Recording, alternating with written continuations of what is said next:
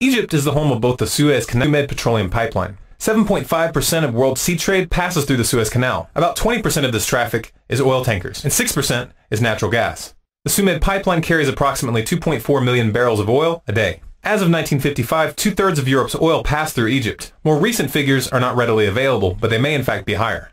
The Suez Canal and the Suez pipeline are listed as World Oil Transit Choke Points on the U.S. Energy and Information Administration website, EIA.gov. The Strait of Hormuz, which is controlled by Iran, is also listed. Make a mental note of that because it's a very important variable in this equation.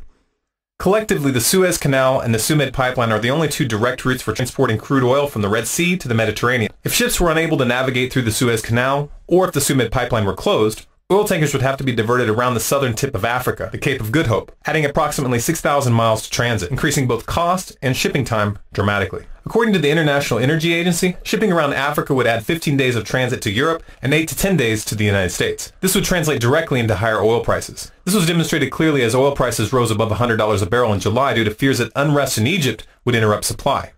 Whoever controls Egypt controls these choke points. And because of this, the country has been the subject of numerous power games and intrigues over the past century. One of the most notable of which was the Suez Crisis of 1956, in which France, Britain, and Israel initiated a war with Egypt after Egypt nationalized its canal. This crisis, also known as the tripartite aggression, started when the Israelis invaded Egypt's Sinai Peninsula, forcing Egypt to defend itself. The English and the French then declared the resultant fighting a threat to the canal, so they entered the war on Israel's side. This strategy, which came to be called the Protocole de Sèvres, had been pre-planned and agreed upon in discussions between the three countries and France earlier that year. We are taught in schools that the age of colonialism ended sometime in the early 1900s. But this really isn't true. Colonialism is still very much alive and well. It's just taken a new form. What we have today is covert colonialism. The United States and its allies have become very adept at toppling governments that are not cooperative and installing puppets to do their bidding. The first documented example of this was the U.S. and British-backed coup of 1953, which removed the democratically elected Prime Minister Mohammad Mossadegh from power in Iran after he nationalized Iran's oil fields and installed the Shah in his place.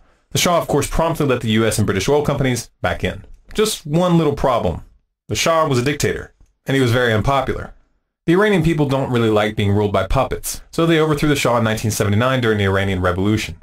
The government that replaced him has this crazy idea that Iranians should run Iran, and that the U.S. should mind its own business. Of course, for Washington, this is unacceptable, especially since approximately 20% of the world's oil passes through the Strait of Hormuz, and Iran itself is sitting on the world's third largest oil reserves. The United States has been trying to find a way to get a regime change in Iran for some time now. For many years, the focus has been on building up a trumped-up case against Iran's nuclear energy program, claiming that they're working on building a bomb. This hasn't gotten much traction internationally or domestically, largely due to the fact that the U.S. government no longer has any credibility on these types of issues. You can only cry wolf about weapons of mass destruction so many times before people start to roll their eyes. Furthermore, both the CIA and Mossad have come forward stating that Iran hasn't even made the decision to build a nuclear weapon, much less start. So Washington was forced to take a more indirect route to get to Iran, and that indirect route is through Syria.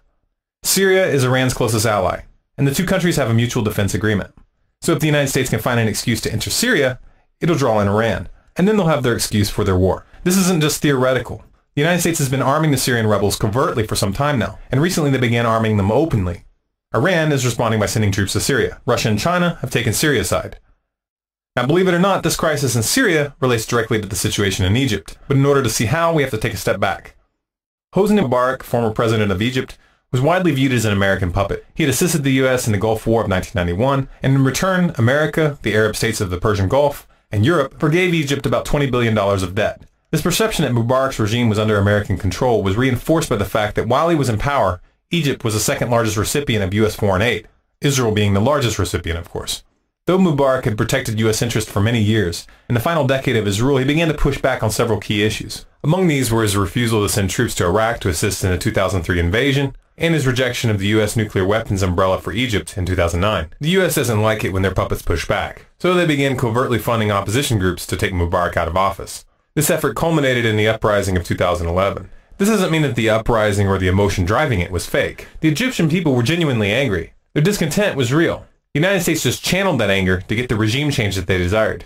Maneuver for the U.S. to take down a somewhat cooperative regime and leave the replacement up to chance. However, the simple fact of the matter is that it wasn't really left up to chance. The Egyptian people weren't in charge of the transition after Mubarak fell. The military was. And the military, with Hussein Tantawi, commonly referred to as Mubarak's poodle, put their support behind Mohamed Morsi, who was in reality just an American puppet of another flavor. Many people were fooled by this political sleight of hand because they believed that Bumbarak was the root of the problem, and the illusion of change temporarily eased the public's discontent. This technique isn't new or novel in any way. In fact, it's the standard mechanism of control in so-called Western democracies. New puppets are ushered in periodically through elections, while the real ruling class remains thoroughly entrenched. That's the benefit of using a figurehead. They're disposable.